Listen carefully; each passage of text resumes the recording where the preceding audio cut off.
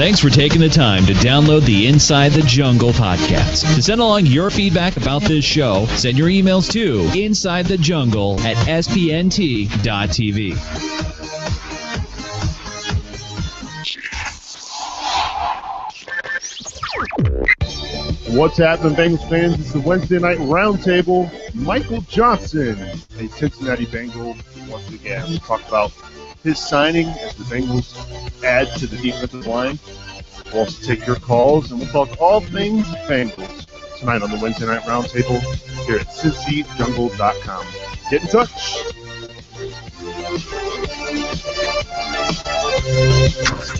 This is the Wednesday Night Roundtable with Nick Superling, Mickey Menzer, Anthony Cosenza, and Scott Bantel. Good morning, good evening, good afternoon, wherever you are around the world. This is the Wednesday Night Roundtable, part of the Inside the Jungle podcast. I'm Nick Superling. I'm hanging out with the original, one of the originals, Mickey Menzer tonight. Mickey, what's up, man? I might be the original Mickey Menzer. That might be a true statement. It's just the two. I feel like saying just the two of us, but I probably shouldn't. I might break into song. We're the fearsome twosome tonight. That's right. We may be joined by Anthony a little bit later, depending. He had some stuff going on with work. Scott also out this week celebrating his wife's birthday. So we'll catch back up with Scott hopefully next Wednesday night here on the podcast. Well, the big news this week, and we kind of talked about it a little bit last week on the podcast, Mickey, and we were deciding whether or not do you want to sign Nick Fairley or Michael Johnson. Well, Nick Fairley made that decision pretty easy for the Bengals as they decided to go ahead and re-sign Michael Johnson to a 4-year deal after he was cut from Tampa Bay last week. It seemed like all parties were pretty excited to be back. We also saw during the season that there was probably some regret on both sides and not keeping him in Cincinnati in 2014. Your thoughts on the signing and what it means for the defensive line moving forward? Well, it's interesting you say that Nick Fairley made that decision easy for the Bengals. I honestly think that Johnson was the Bengals guy the whole time, and they weren't going to be sucked into paying ridiculous money for Nick Fairley, who, solid player, could have helped out, but he also had some questions around his effort and things like that. So I'm extremely happy they signed Michael Johnson, and this goes down kind of into the trade for Carson Palmer where we end up getting Hugh back. This is the same kind of deal because now we have a guy who was extremely productive for the Bengals, excited to be back, had a down year, so he's got a lot to prove, and we also get a third-round compensation pick for him. So it's a win-win, and I think his familiarity with the guys there, the excitement of the guys, being able to play with him again. I don't know how you can't be excited for that. No, I agree. I think it's a great signing, and I'm glad he's back in town. He's not a guy that goes out and is going to get you double-digit sacks. He's done it, I believe, once in his career, if I'm not mistaken. But what he does, he's good against the run, and he's good against the pass, meaning that he's one of those guys that gets his hands up and bats a lot of balls down. And that's something I think the Bengals really missed here in 2014. So I'm glad he's back. Looking at some of his salary numbers, this is from Josh Kirkendall over at cincyjungle.com. The deal is worth $20 million, with $6 million being paid in 2015 on top of the guaranteed $7 million that Tampa Bay still owes him. So Tampa is still paying him, which is kind of nice. His base salary this season is $1.3 million, along with a $4.5 million signing bonus and a $175,000 roster bonus. Now, there are some incentives and bonuses in this contract. If he reaches 10 sacks in 2015, he'll receive another $4 million over the course of the deal. So that's I like that these incentive deals they give reasons for these guys to go out and perform rather than just kind of sit on their laurels and collect the paycheck. Right. And, earlier when I mentioned, ridiculous money for Fairley, no one knows the conversations that were had, right? So it could have been the type of thing for him, to leave Cincinnati with a contract. They were going to have to throw out a bunch more numbers, bigger numbers than what he ended up signing. And I love the incentive-laden deals. It makes guys, prove what they're worth. And I think Fairley got I don't know the numbers off the top of my head, but I think he got a similar one in St. Louis. So it just kind of solidifies the point that I think Michael Johnson was the Bengals guy. They thought he'd be available. They did a little, they gambled on a little bit, and it worked. And I think that's a solid move. I'm pretty happy with the Bengals free agency. We talked a little ad nauseum last week about the big splash, and we had an interesting conversation after the show, Nick, where you might have dropped off, but and I want to talk to some of the people I know somewhere in the room. A lot of people listen. I understand the frustrations around the Bengals, and I understand the desire to want more, but I think the reason why I come from a more level place is because I know what we have. Like I'm not expecting an Andy Dalton trade right now. I know who our quarterback's going to be. They're not going to break that mold. They're not going to go out and do crazy things. So we have to hope for every little more so we can get inside the realm of what the Bengals do. I get if you're frustrated outside that realm, but you're just kind of wasting your energy worrying about things that aren't going to happen. So I think signing MJ, bringing in depth at linebacker, and signing Bowling, it was a pretty solid offseason. I really like the additions the Bengals did. So, when you look at let's play the what if game, shall we? The Bengals offered him a pretty lucrative deal a year ago in free agency, and he decided to take the slightly bigger. It wasn't that much bigger in Tampa Bay. If Michael Johnson's playing for this defense in 2014, how much more do they improve? That's a tough one. I mean, that's a tough one. I think they're better. I think they're better on the edge. I think Johnson's better than Hunt. I think maybe he would have continued his progression. His best year was 2 years ago or 3 years ago, but he had 13.5 sacks, and his last year with the Bengals wasn't as productive, but he was still a disruptive player. He got, I think that year, his Pro Football Focus grades, he was number 4 for defensive ends in the NFL. He was very, a disruptive player, and I think that had we had him last year,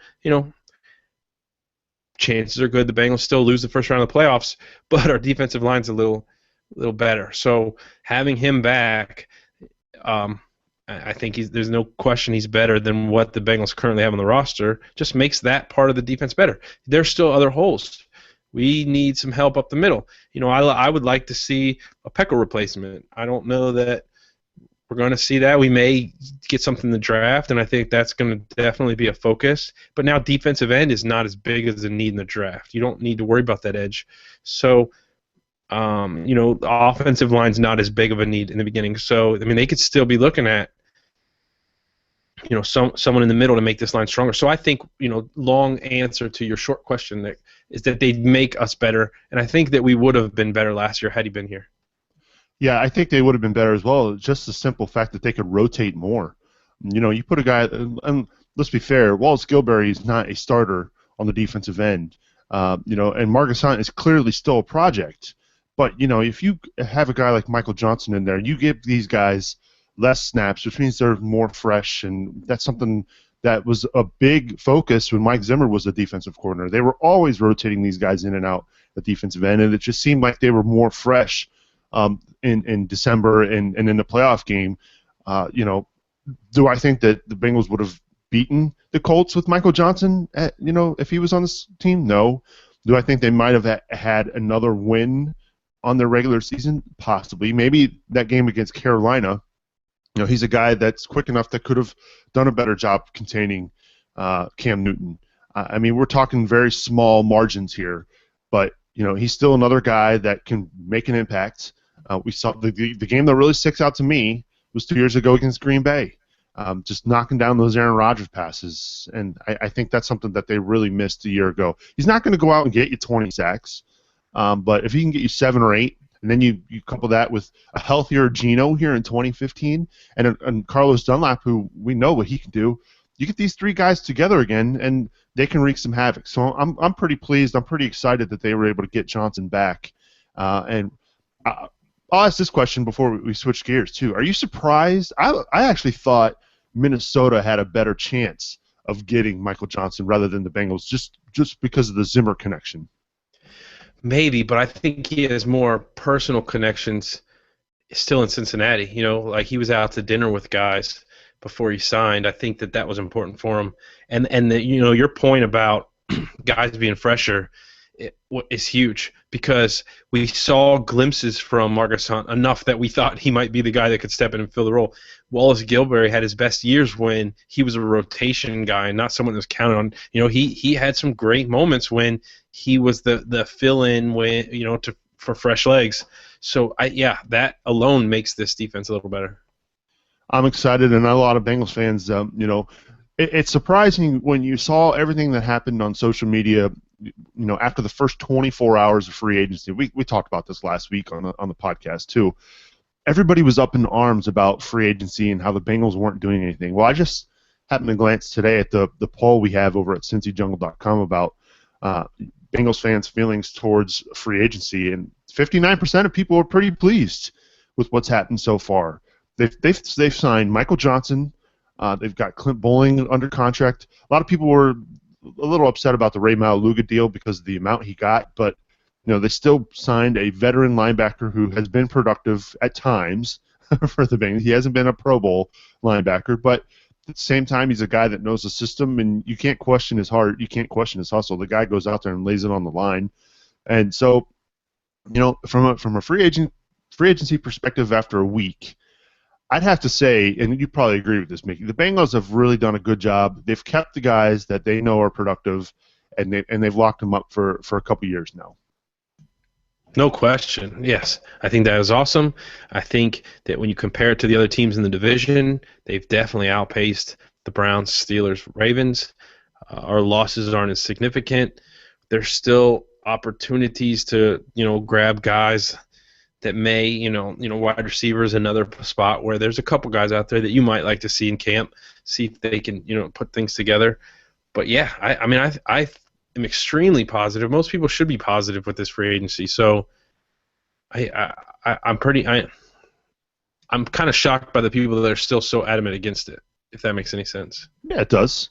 If there's one position or one area of this team that you'd like to see them improve in free agency, that you think will be an immediate impact next fall, where would you look? Because I know you're not a big free agency guy. You'd rather them build through the draft, and I kind of follow that same philosophy as well. I think they have had success in the last 6 to 7 years. They don't go out and spend a lot of money in free agency, and they build through the draft, just like the Steelers, just like the Patriots, just like Green Bay.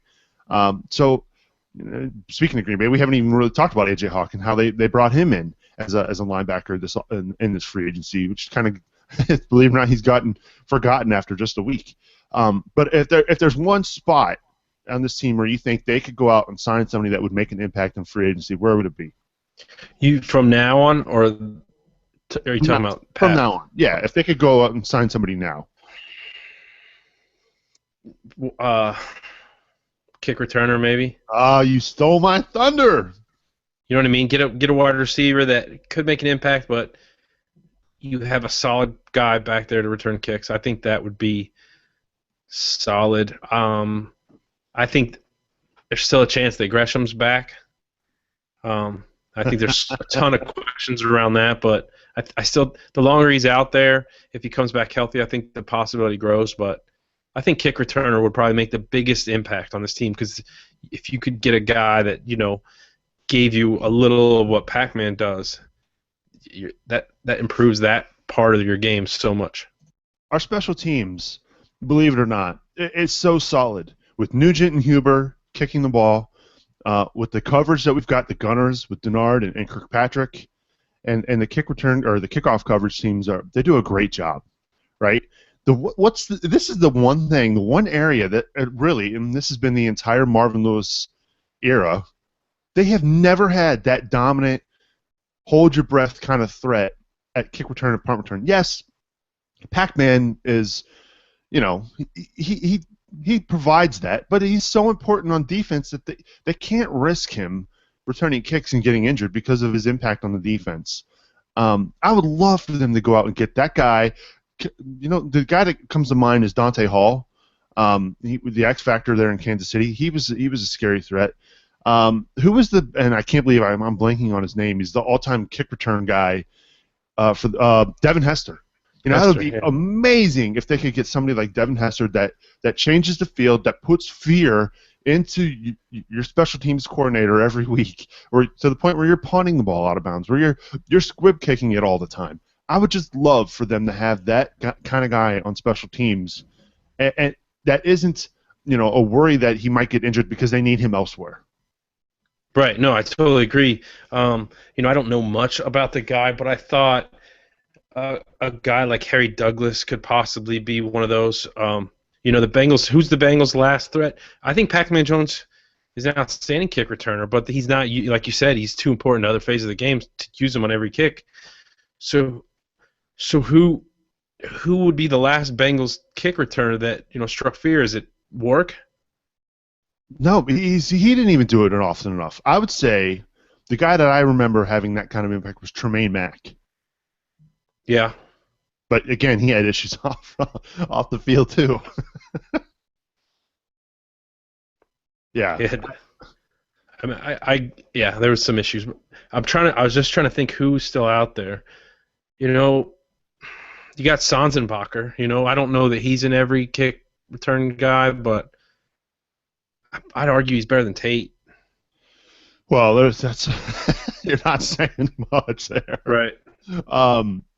And I've heard a lot of people, and a lot of people have mentioned this to me on Twitter and on social media too. They want to see Gio Bernard returning kicks, and I'm all for that because at this point, he is your backup running back. I think they saw last year what they have in Hill. They know he is a bell cow and that he can handle it. Yeah, you'd like to see him hold on to the football a little more, but Bernard, I think he could return punts and kicks and give you that aspect as a threat. He's shifty. He's one of the smaller guys in the league, so he's harder to tackle. That would be pretty cool if they make that switch. I don't see the Bengals doing that, but he could do it. He did it at Carolina. So. Yeah, he did. I mean, I totally agree. Yeah, it would be awesome if the Bengals go out and make that kind of signing. If they can find somebody with an impact. I thought Jacoby Jones would have been awesome, but that for whatever reason didn't work out. But we'll see. And the draft is a little over a month away, and so the Bengals, I'm sure they'll be looking at drafting some guys that might be able to have that impact on special teams. We got some good news this week in Cincinnati regarding Devin Still. It sounds like his daughter Leah. I don't know if she's exactly cancer-free, but the symptoms of the disease are not found. They can't find it in her system, Mickey, and that's fantastic news. Something we've been waiting a long time to hear, and I know you're as a parent yourself, you're probably pretty pleased to hear that information. Yeah, I'm going to go on a mini rant here in a second, Nick, just to prepare you. Oh, okay. Not about the Bengals, but absolutely. I mean, you're never really out of the woods with the type of cancer that she had, but this is the best news you can get. Like, this is as close to beating it all the way as you can. So that's awesome. Here's my gripe. Maybe not the platform. So I'm reading about it on, of all sites, Pro Football Talk, right? Uh-oh. And I start reading the comments, and they are extremely positive about it's terrible that a kid should have to go through that. Big ups to him for all that. Every single comment, all of them are positive. People were thumbs down on them, and I just want you to know, if one of our listeners happens to be one of those idiots, you are a moron. Like, there are some things you don't thumb down. So that's all I'm saying. I saw that today, and I was like, I'm gonna say something tonight. But yeah, huge for Still. I'm so excited for him. I think that was part of. I mean, I don't know the full story, but I think that's part of the reason he hadn't signed a deal. There's a lot of question marks surrounding his life, and I'm just so pumped for that family. Yeah, it's good news. It sounds like now that that's kind of taken care of itself, that he's ready to sign a one-year deal to stay in Cincinnati here in 2015. Which you add another guy to that defensive line that gives you some more depth.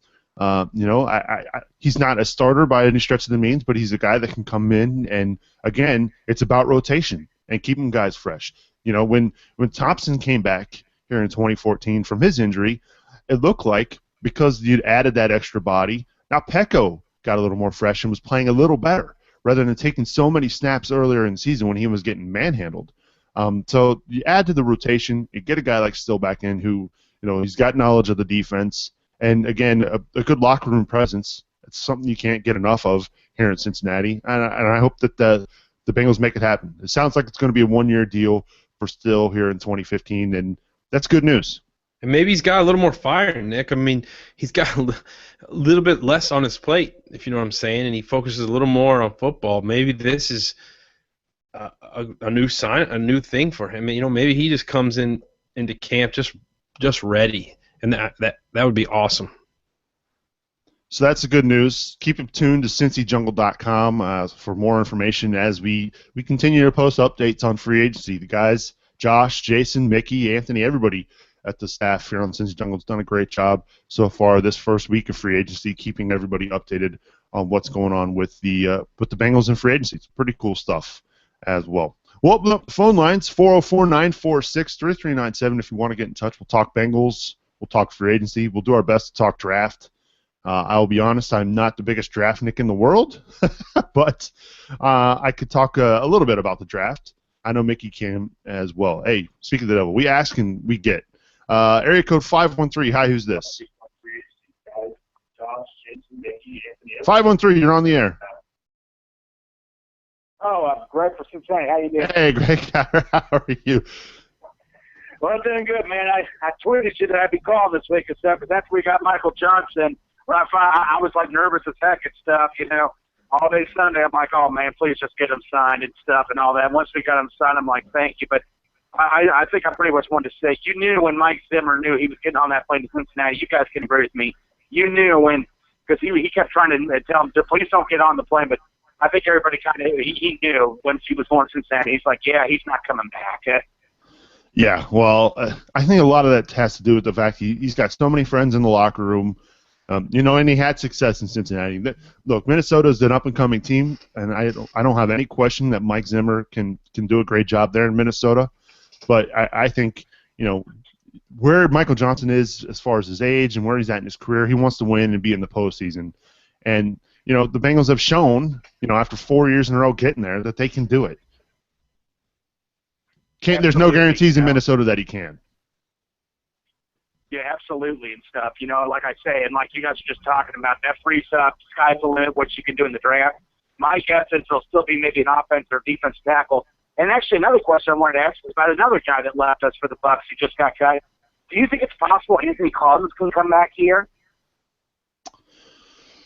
Well, I don't know. I'll pose this question to you too, Mickey. I think that if they wanted to have him back, that probably would have been done by now. As quickly as they got Johnson done, and as familiar as they are with Anthony Collins, Mickey, I don't think they were too upset to let him go. Maybe that's just me. I was surprised there wasn't more interest there. And, with the re-signing of Winston, you kind of think that door shuts. But I thought, Collins had a decent season when he had to fill in here and then went to Tampa Bay and did nothing. So I thought there would be a little more interest. And I guess anything's possible the longer things go. But, yeah, I think if we would have seen interest already if there was going to be much. Yeah. I agree with you there. Now, look, there's nothing that says that, if he's still unsigned when it comes to training camp, maybe he's the guy that they bring in, maybe send him to the veteran minimum, but I have a feeling he's going to get snatched up sooner rather than later from another team because he did show in a very limited sample size that he could play tackle in the NFL. For whatever reason, it didn't work out in Tampa. Maybe they bring him back in. I guess we'll see. The fact that they signed Clint Bowling too, they know that what they've got at left guard. They don't have to worry about, do we put Witt at left guard and Anthony Collins over at left tackle? They know Bowling's the left guard moving forward, and so I think I would be surprised, Greg, if Anthony Collins is a Bengal. That's just my take. Yeah, I kind of figure that too and stuff. And you know what? And also, I guess my last question is, in the draft, I mean, if you had to pick right now and stuff, if you had to bet, what would it be? Offensive tackle, defensive tackle? If you had to bet right now what position they would draft right now, what do you think it would be? In the first round? First round, yeah. My heart wants to say cornerback because that's all they seem to draft in the first round. Exactly. But I will lean more towards a defensive tackle rather than an offensive tackle in the first round. Mickey's shaking his head as well. He agrees with me too. Yeah. I mean, you can't go wrong with either side. But yeah, like they say, they'll draft the best player available. Who knows? It could be a pass rusher. I mean, if Bud Dupree's there, you have to take that in consideration. Do you put him at linebacker? I mean, like you said, if the best player available is there at defensive end, I mean, you can't pass that guy up, right? Well, we'll see. I could also see them moving down in the draft. They've shown that they've had confidence in their board and moving down. Maybe a linebacker there in the first round could be a spot because they need help there as well. But yeah, good questions. Well, hey, Greg, appreciate the call, bud. All right, thanks a lot, guys. Do that. That's Greg from Cincinnati giving us a ring here on Inside the Jungle. The phone line's open. 404-946-3397 is the number to call. And hey, if you're outside the country and you want to get in touch with us via Skype, you can as well. The Skype account is Inside the Jungle. The draft is about 6 weeks away, Mick. I know we've got a lot of plans in the works for our live draft show. It's going to be a lot of fun. Mentally, I'm just not there yet. I'm so not pumped for the draft. I know there are a lot of guys that live for this, and I totally get that. Cody in our chat room, he's one of those guys that lives for the NFL draft. But there are just so many guys and so much hype that it's unbearable to watch ESPN anymore. It's unbearable to watch the NFL Network. I don't care about pro days. I don't care about the combine. It's just I want to see these guys on the field playing. There's just so much hype and so many guys are wrong about so many players that it's just okay, whatever. You hit it there at the end, Nick. It is interesting hearing what guys that spend a lot of their time, evaluating these college players have to say about them because we're interested in, the possibility of these guys coming to our team. But draft experts are worse than weathermen. Like, none of them are right. I remember reading an article last year about how terrible they are at picking the draft. No one ever nails it. It's, you probably got better odds winning the lottery than you do, hitting the draft because there's trades. People don't really know what teams are thinking. Sometimes teams don't know what they're thinking. So, yeah, I don't spend a lot of time, worrying about it. There's been a few times in the Bengals history where we knew the pick. We knew Carson Palmer, for months was going to be the pick. Right.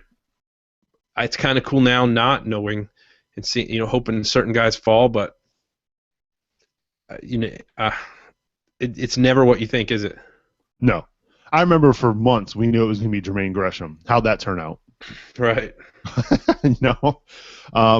We were surprised a couple years ago when they picked Tyler Eifert. Yep. We were surprised a couple years ago when they traded down rather than drafting David DeCastro, and they ended up drafting. Surprised or angry, Nick? Well, I was angry. I was furious. I know you were.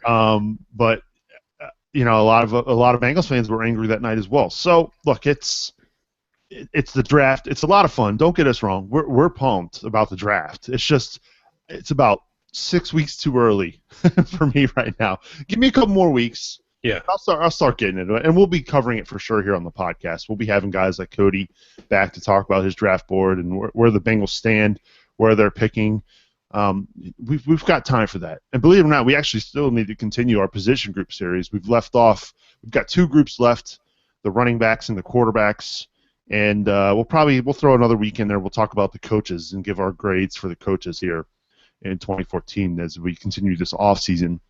Talking about the Bengals, look, it's a long off season, but there's believe it or not, we have plenty to discuss. It's March, and here we are yet again talking Bengals and free agency. It's pretty cool. So phone line's open, 404-946-3397 if you want to get in touch and have your voice heard here on the podcast. And again, that's Skype account Inside the Jungle if you want to get in touch. If you're outside the country and you listen to this podcast.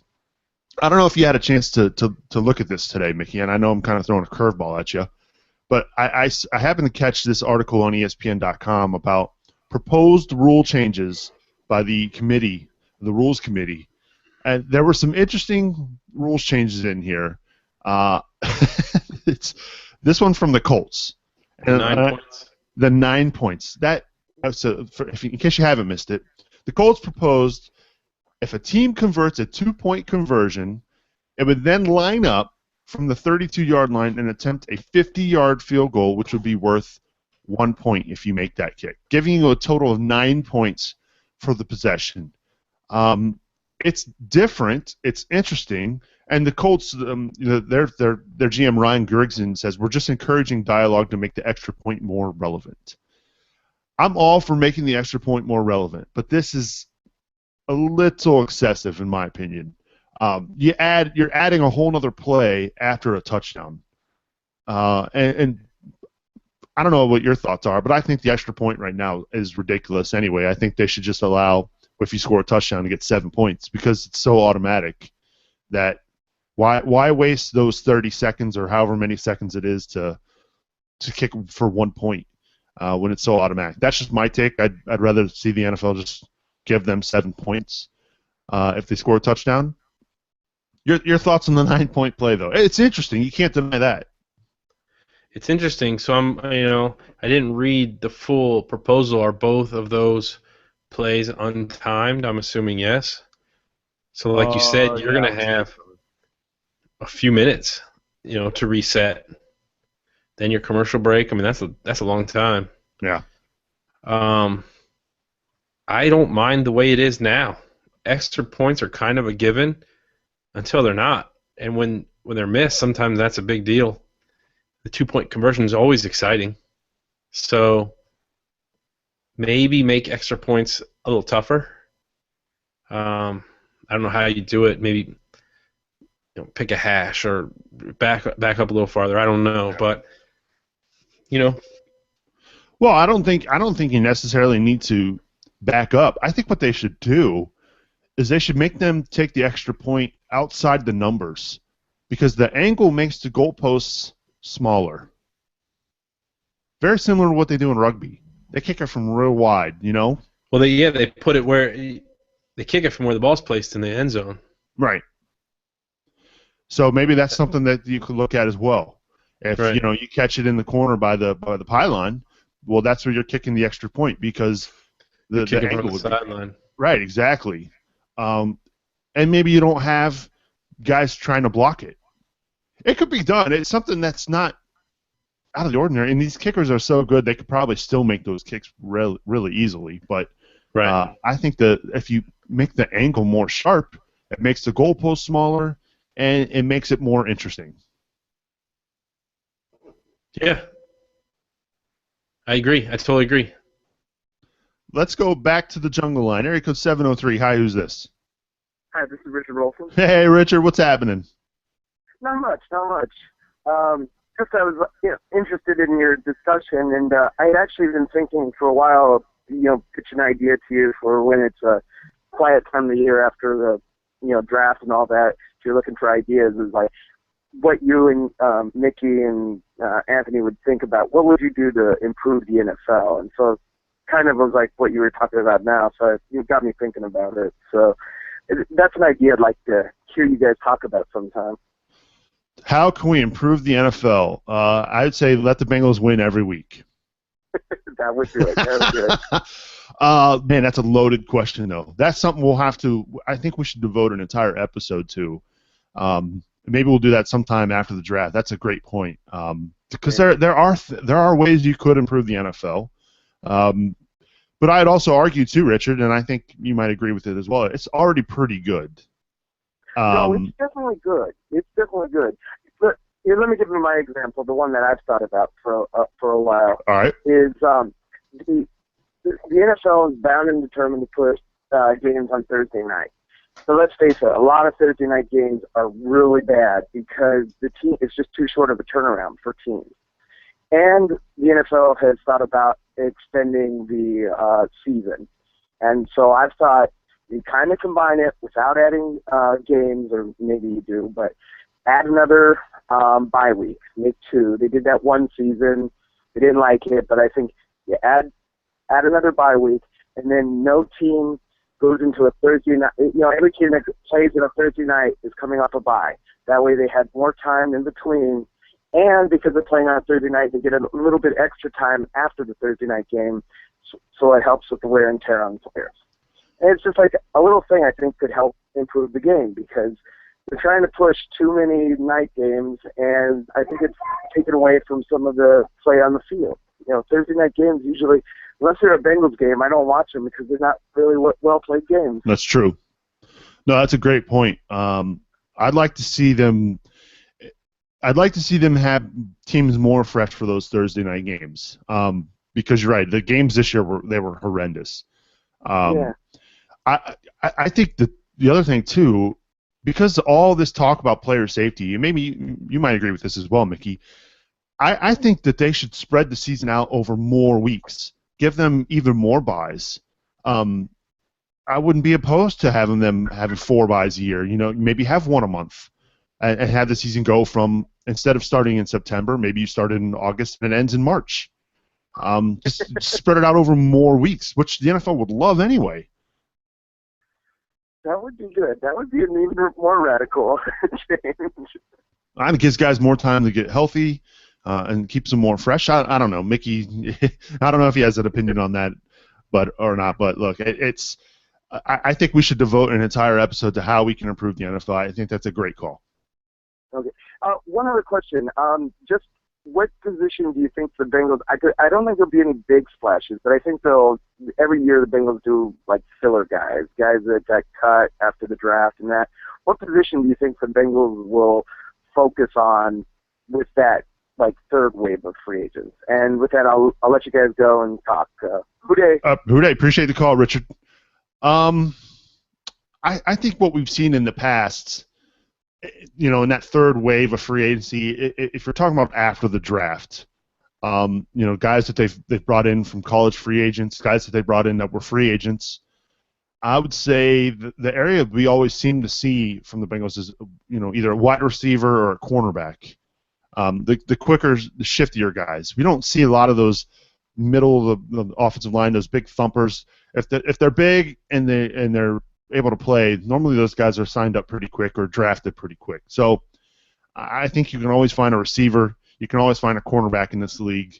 So that's probably the area that I think the Bengals will focus on. You were kind of shaking your head there as well, Mick.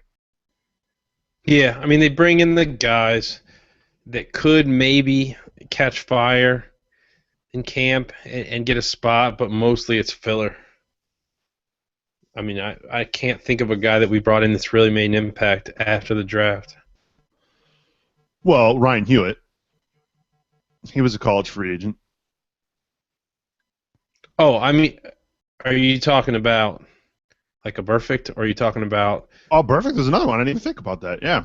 I thought more, maybe veterans that were hanging around or something.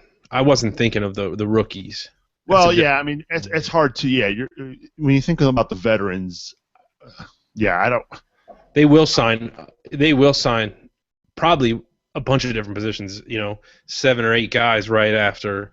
Yeah. They'll probably get a lineman, a linebacker, but, you don't expect much out of them.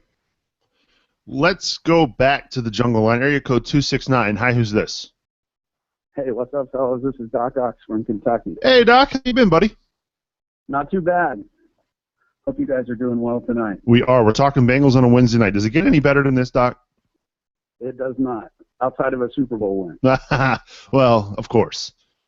So I wanted to continue the discussion about free agent contracts that you guys were hitting on earlier. And, I know MJ signing gets all the hype.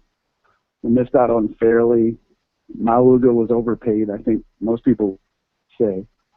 But, what about one of the other people we re-signed? And it's one of the position groups that, you guys touched on a little bit, special teams, and that's Nugent.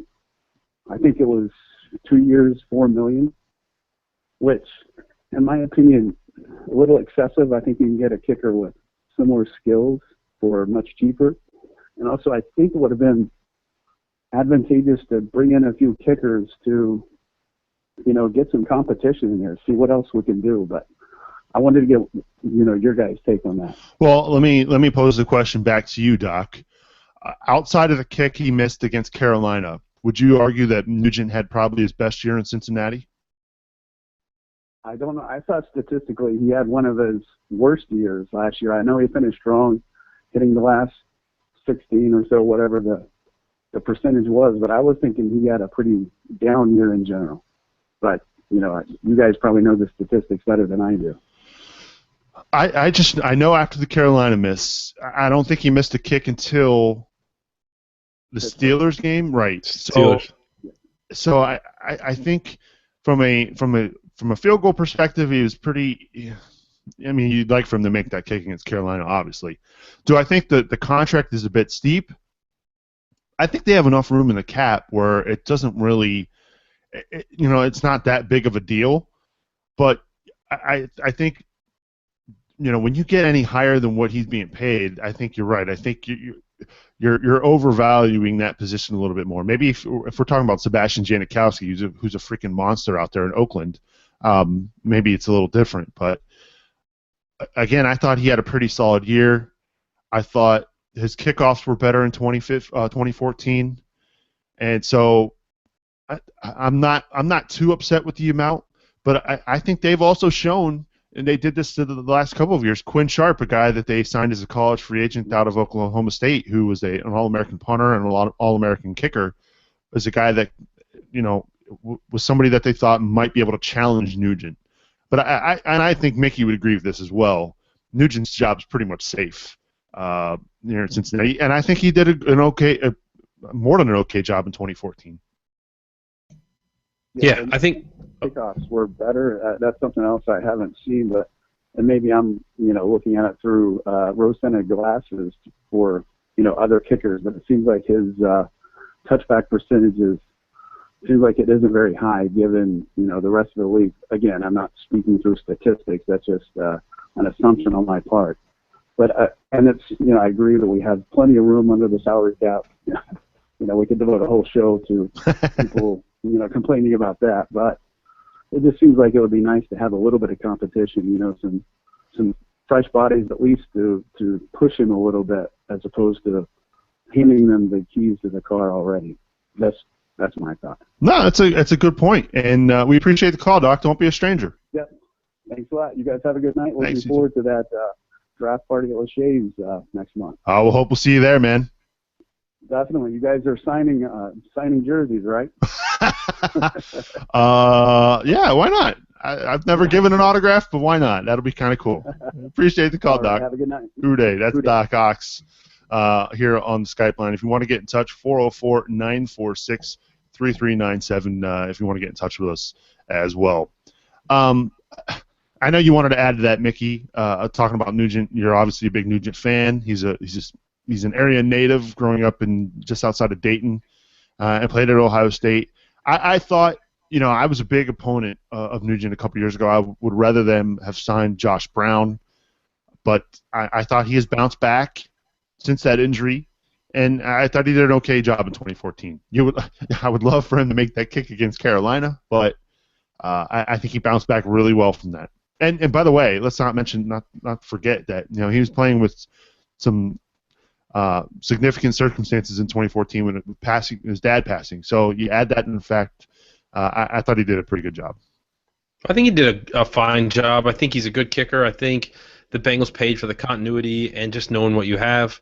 But to kind of back a little bit of what Doc says, the kickers in the NFL, it's like some fraternity that's hard to break into. You see a kicker like, we'll take Shane Graham, stink it up for the Bengals, get cut, play for 4 or 5 other teams. It's baffling to me because what are there, 110 Division I schools? So you say, they all have kickers. So you say, a quarter of them graduate every year. So there's 25 new guys every year. Not even counting the smaller schools whose kickers they probably have just fine kickers. You don't hear about these guys, and a lot of them never get a shot. They just pass around the guys that are here. So I don't understand that part of it. You'd think teams would want to give these other guys a chance, pay less, save $1.5 million a year. maybe find a diamond in the rough. It doesn't happen though. So yeah, that part of his comment I totally understand. But I think Nugent's a good option. I think he's better than a lot of kickers in the league. You don't worry about much with him. You know, like you said, you want that Carolina kick. If he makes that, then I think there's a lot less conversations like the one Doc just had. But I mean, the teams like paying for the guys they know, so I'll take Nuge out of that group. Yeah. Again, I was, and I made it no secret that I wish they would have signed Josh Brown a couple years ago. Apparently, Josh Brown turned down the same deal that Nugent got, and decided to move on and go kick for the Giants, which, that's his prerogative, and he made that choice. And the Bengals, at least they had a pretty good guy in Nugent that they could fall back on and sign him to a pretty good deal here in 2014, and he's back, which is good news as well. Let's go to the Skype line and welcome in Fadl. Fadl, how's it going, buddy? Not too bad. How you guys doing? We're talking Bengals on Wednesday. Welcome to the program. Calling in from Malta today. I was in Cincinnati last week. I'd head back to Malta, so I thought I'd give you guys a call. It's been a while since I've called in. It's been about a year and a half. Wow, that really? So, I think the last time I called, I was in Riyadh. Wow. Saudi Arabia. Yeah. Well, we appreciate you calling all the way from Malta. What's on your mind tonight? Yeah, so just a quick question. How would you rank the teams in our division, objectively speaking, from first to last with respect to signings and free agency so far? Oh, what I've noticed, and I'll be upfront and honest about this, I haven't paid too much attention about what the other teams are doing other than the guys they've lost. So I know Baltimore has lost a lot this offseason. They lost Torrey Smith. Bernard Pierce just got cut. They traded Haloti Ngata. Who else am I missing from Baltimore? Oh, Jacoby Jones, another one of those guys. He's no longer there. I think Baltimore has dropped off significantly. The difference is Baltimore, they're solid and outstanding in the draft. So you can't worry about them dropping off and falling below Cleveland, in my opinion. The Cleveland Browns they're the Browns. So if I had to rank them, I'll say right now Cleveland, Baltimore, Pittsburgh, and I think the Bengals so far in free agency have done a better job than the rest of the division. Mickey, would you agree along those same lines? If you're taking just free agency to this point, I'm going to disagree, and I feel like I'm missing. I think Baltimore did have one signing that I was not expecting, but I'm going to say Bengals first. Then I'm going to go Pittsburgh, Cleveland, Baltimore. Put Baltimore on the bottom. Wow. All right. I could see that too. I mean, they lost a lot. They lost a significant amount. But again, I am not concerned. Ozzie Newsome and the Ravens, front office staff, when it comes to the draft, they're one of the premier teams in the NFL when it comes to that sort of thing. So you can't count on them being out for too long. Fadl. That's a great question. I think the fact that the Bengals, they haven't really gone out, and again, they haven't gone out and spent money on outside guys. They've kept their own, which I think is pretty good. Yeah, I'd have to agree. I think the Bengals have done a pretty good job so far. And I definitely put them at number one, and I agree with you. Baltimore has lost a lot of folks, so it was interesting to see what happens over the course of the next couple of weeks leading up to the draft. What position group do you want the Bengals to draft in the first round? Oh, that's a tough one. I think I'm on the defensive tackle club, to be honest with you. I don't know. What do you guys think? I think you can't go wrong there. The question is, are there going to be guys at that, where they're drafting? That's the big question. But I think they need help there. That's for sure. I mean, they're okay there. They're not bad, but they definitely could improve and get younger at that position. There's no question. Absolutely. Well, Fadl, don't be a stranger. We'll hopefully hear from you again soon, buddy. Absolutely. Thank you, guys. Take care. Hooray. That's Fadl giving us a ring on the inside on the Skype line here on Inside the Jungle. Houday to follow as well.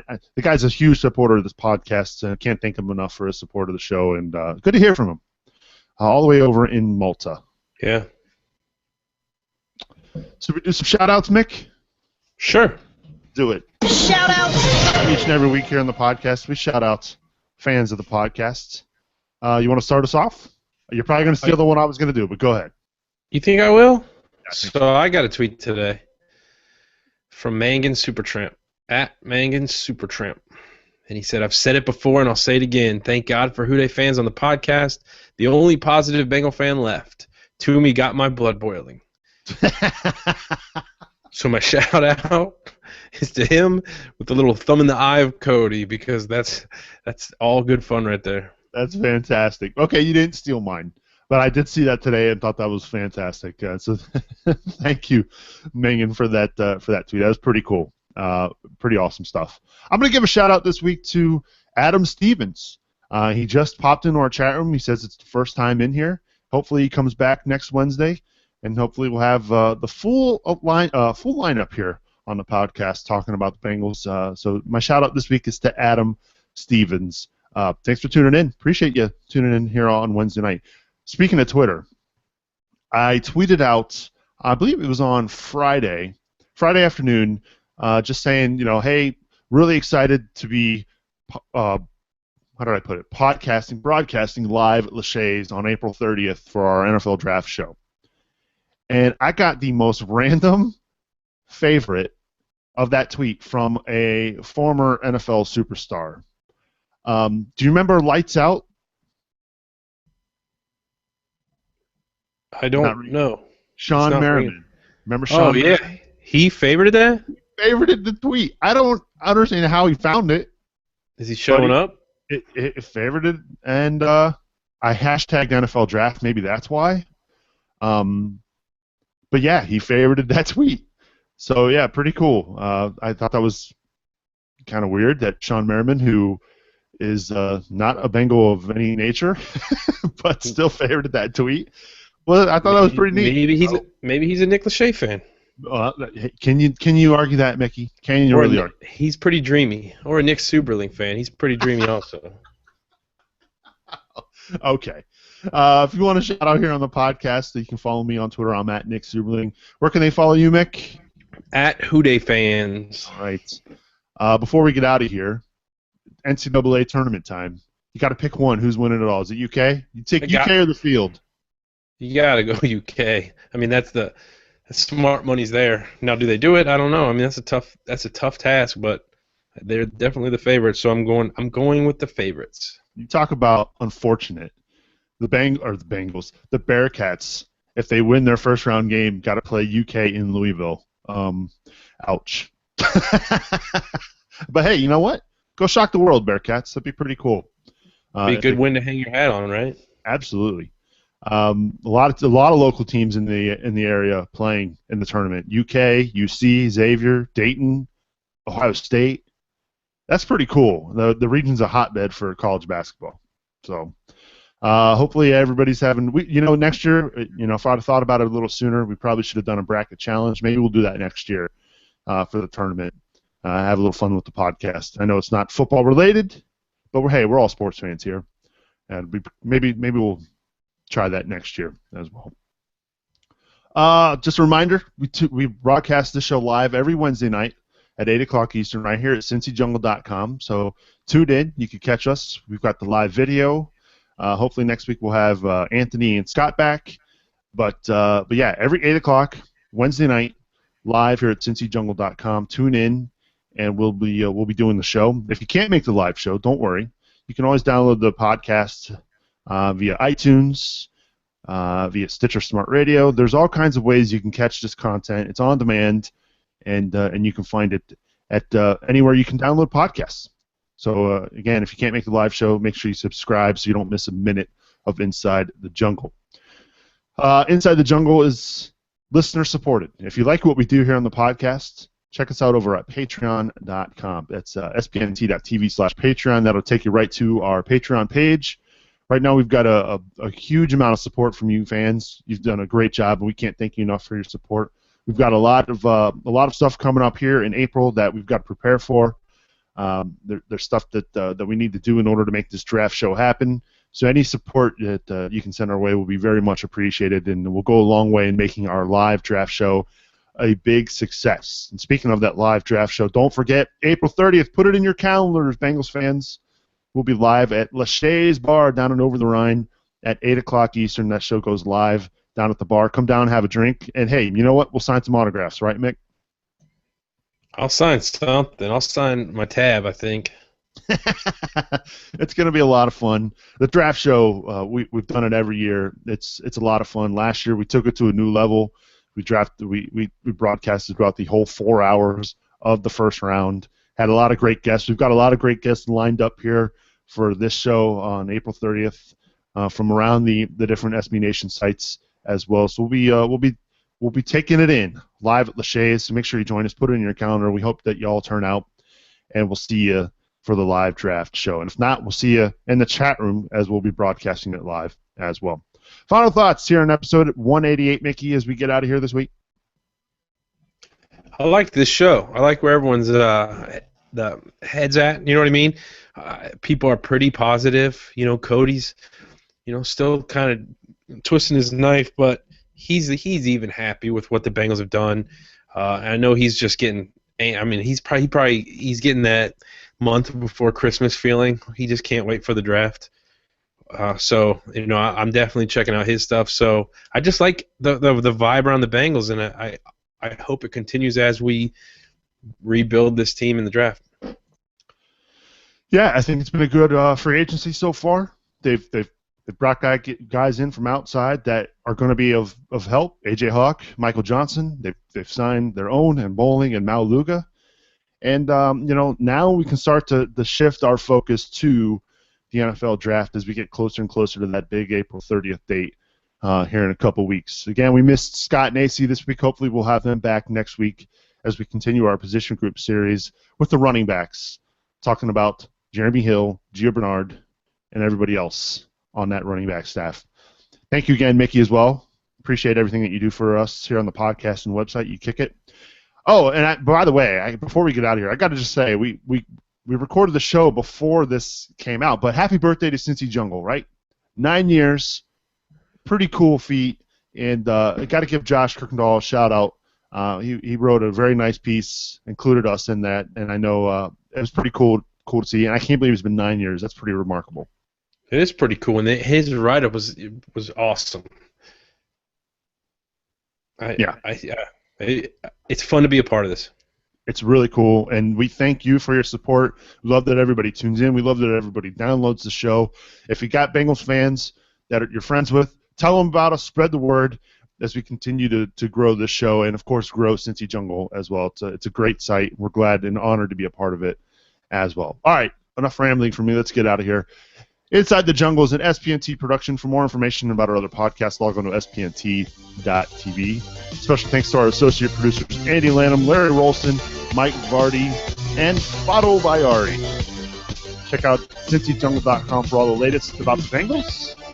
For Mickey, for Scott, for AC, I'm Nick Zuberling. Hey, we'll see you next Wednesday night for the next Wednesday Night Roundtable, part of the Inside the Jungle podcast. Good day, everybody.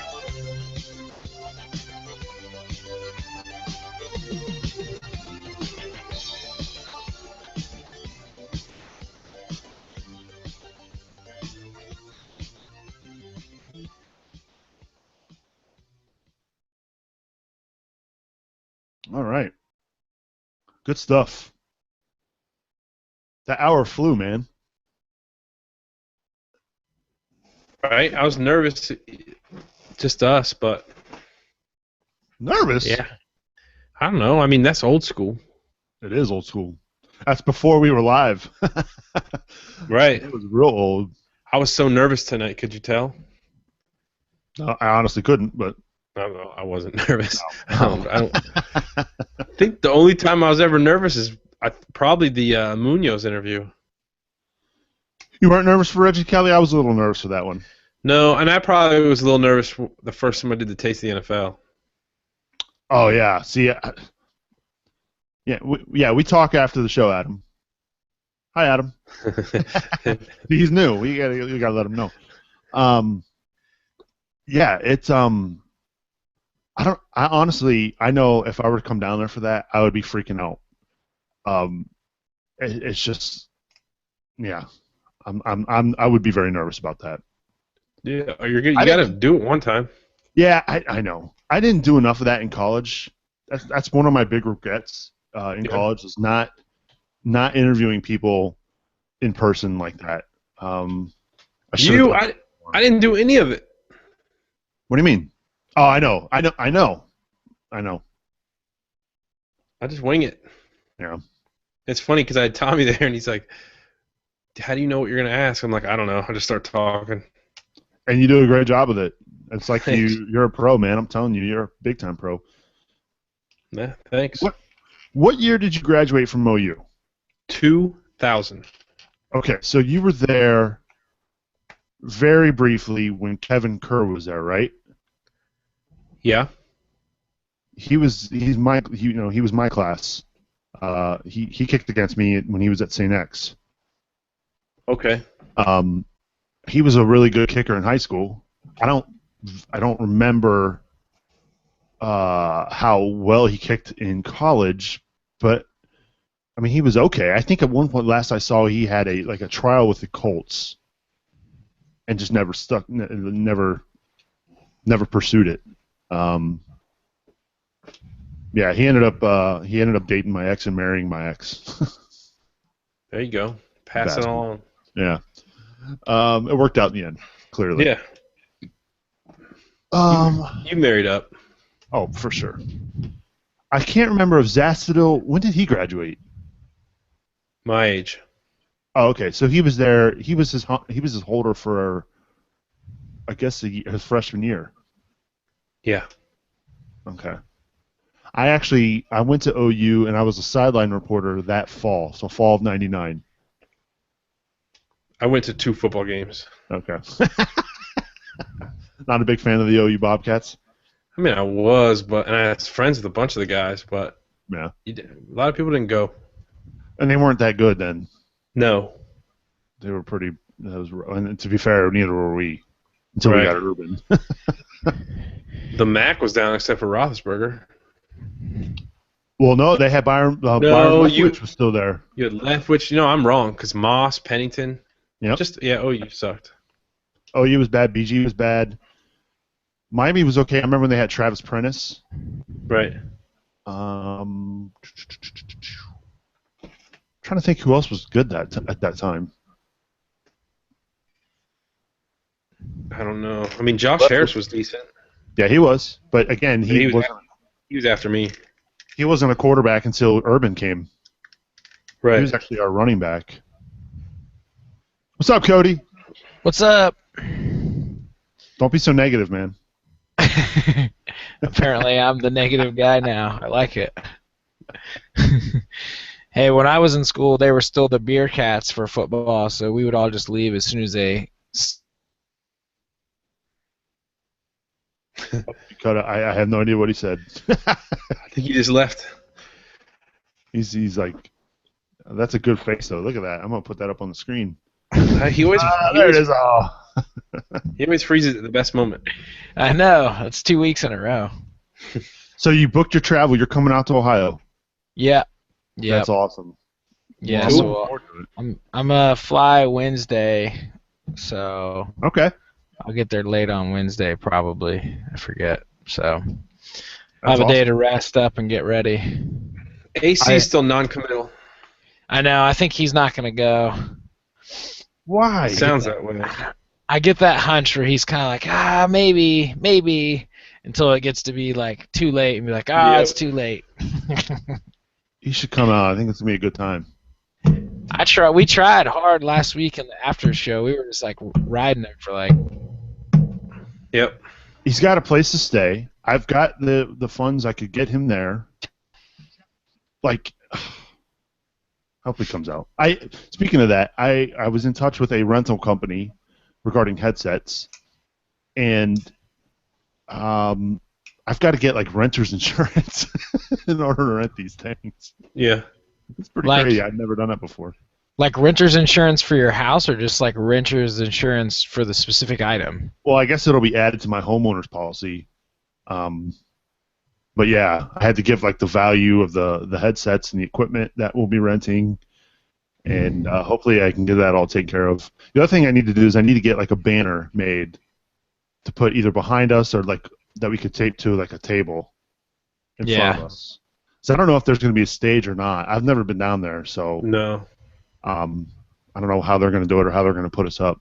Just be some tables, I think. Yeah. You should just try to check with one of those like a local sign making company. Just be like, hey, we'll leave your logo on it or something if you make us one. Yeah. It's a good See idea. if they'll give you the homie hookup. Or I just get one and don't have their logo on it so we can use it in the future. But yeah, True. I see what you're saying. I'm just saying if you're tight on budget, you can see if Right. you can get one like for next to nothing with this, and they'll just put their logo on it, a small part of it. Mm-hmm. Yeah, I got to Mr. figure it Superleague, out. I'm gonna jump, dude. All right. Hey, Cody, be good, man. I'll see you guys. I'm sure we'll talk on Twitter this week. Cool. Later. See you, Nick. Appreciate it. Later. I can stick You gotta around for about 8 more minutes. Then I gotta pack my Then you gotta head lunch. to work. Yeah. So what are you just missing some stuff you need for the show? I just need, at this point, once I get the equipment locked down, then it's the actual preparation and filling out the lineup as far as what we're going to be talking about. I've got a spreadsheet that I used a year ago that I broke down what we'll talk about each segment, and that'll be pretty helpful.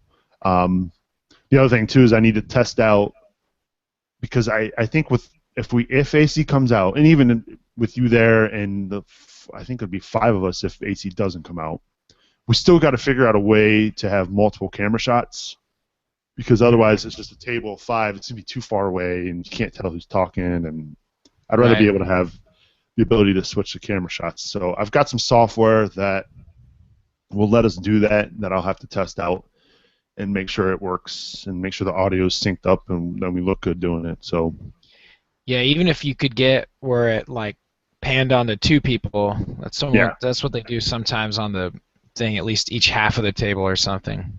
Yep. Yeah, so it's going to require me to get a couple more webcams, a couple more tripods that we can attach these to, which isn't that bad. It can be done. Yeah. Same time, like I want to buy these things and I want to keep them so that we can do more of these in the future. So Yeah, do them for other stuff like training camp or something like that. wouldn't that be cool if we can go like do this at training camp? I don't think the Bengals will ever let us, but yeah, that would be pretty cool. It's an idea, something to start thinking about for the summer. That's for sure. Like with the amount of hits we're getting now, eventually the Bengals are going to have to start recognizing us. Right. Yeah, that's true. The more and more traffic you get, they're going to have to just be like, hey, if you want to build the brand, you have to go where people are looking. Nope, that's a good point. But we are talking about. So. Yeah. Yeah, we'll see. I'm looking forward to it. Right. I was gonna let you say it. Yeah, I told it. Oh yeah, because I have to be the negative guy. I forgot.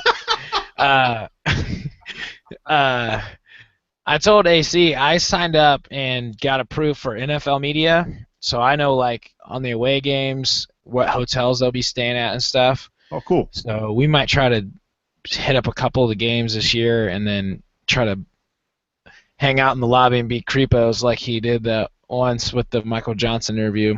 Hey, that's awesome. See if we can scam a few guys and chat with them. So, yeah, hopefully that comes out. But, yeah, at least we'll know where they're going to be at and be able to catch them there if we can. But, like you said, if we had the equipment, a training camp or something, even if the Bengals don't let us do it with the training camp live, we could just do it from the place and just be like a post setup or something. Yeah. I think they'd at least give you a power cord. Yeah, that is the big thing. Would be nice to be some kind of internet connection, because I don't know how the wireless, the 4G around that area is not the greatest. especially when you got a lot of people down there. So we'll figure it all out. Yeah, it'd be cool to have it because then it's like anytime there's a big event, you can just post up. Yeah. Get a little tent just in case it's raining. I don't know. Yeah, and probably for lighting too. Yeah. The That's sun's another right thing we in got to your worry about. face. We got to worry about lighting for this draft show as well. Since we're going to be at a bar, it's not going to be the brightest. That's okay. We'll figure that out. We got plenty of time. Yep. Yeah, my mock draft should go up this. I think I just posted it today, so it should come up this week, and it's full on. Lying season has begun. Awesome. Right now is the time when every team that hates a guy tells you how much they love him, and vice versa. Hey, you got to do what you got to do. Right. Everyone's like, "Oh, Bryce Petty's going to go in the first round now." I'm like, he shouldn't. But well, let me ask you this question because I know you're a big fan of this. When's footy start?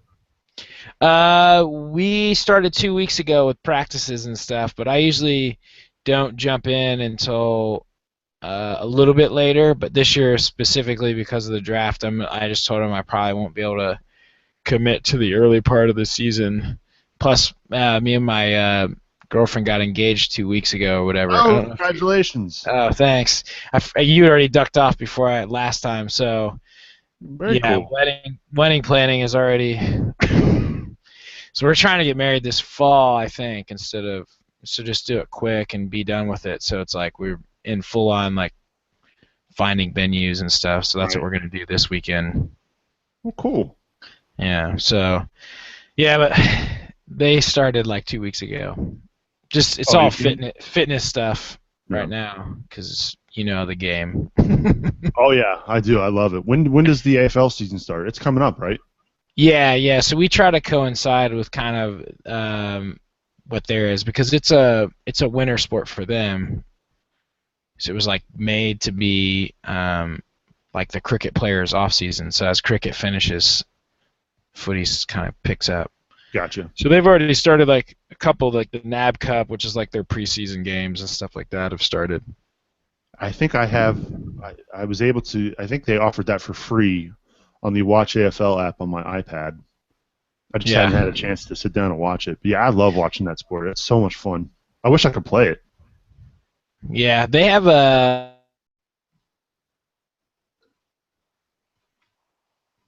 You froze on me. I have no idea what you're saying. Now you're back. Okay. You're up in like the Toledo area, right? Yeah. Yeah, I don't know if they have a team. Cincinnati has a team. You can go on the USAFL website, USAFL. Okay. And they have like the listings and stuff. Even if you didn't want to play, you can. They'll have games and stuff in the area. Oh, cool. You can go bug them. Yeah. Our team won the national championship last year. We destroyed. It was great. Nice. Because we're LA though too, so we got a lot of Aussies that roll through here and on quote unquote holiday. Right. So it's nice, but they usually end up staying for the whole season. But we get a lot more Aussies, so it was nice. That's we had cool. these two dudes that came and they just dominate. We got two old semi-pro basketball players that play on our team too. They crush. That's awesome. Yeah, they're like 6'6". Just, they win the ruck every time. It's like the other team's like, this is BS. Oh, cool. Yeah, but I know you got to jet off to work, so I'll let you do that. Blah. How is your schedule? You froze on me again. Is your schedule going to be like that forever, or does your company have other shifts? Oh, we have other shifts, but it's going to be hard for me to move shifts. So. With work or with home? Both. Okay, gotcha. There's no spots open on first, and unless somebody quits, and then I'm low on the totem pole as far as getting that move. So. I see. Yeah, when I first started in the lab, when I worked in Cincy, it was the same way. I was like, you're probably like 6 years out from being on first shift, and I was like, Yeah, I don't mind it. I really don't.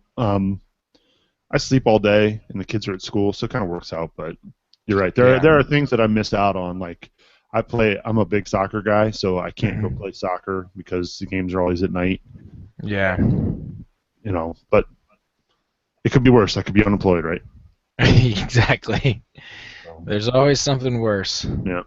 Just ask Jermaine Gresham. They said he's having back surgery. I just saw. He's got a herniated disc. Now he's going to have back surgery. Yeah, he's not getting signed anytime soon. Yep. Except the Bengals might do it. Oh, gosh. And on that note, Cody, appreciate you joining us. Yeah, take it easy, Nick. I'll see you next week. Buddy. Bye, chat room. Thanks, everybody, for tuning in. We'll see you next Wednesday. Download the podcast. Peace.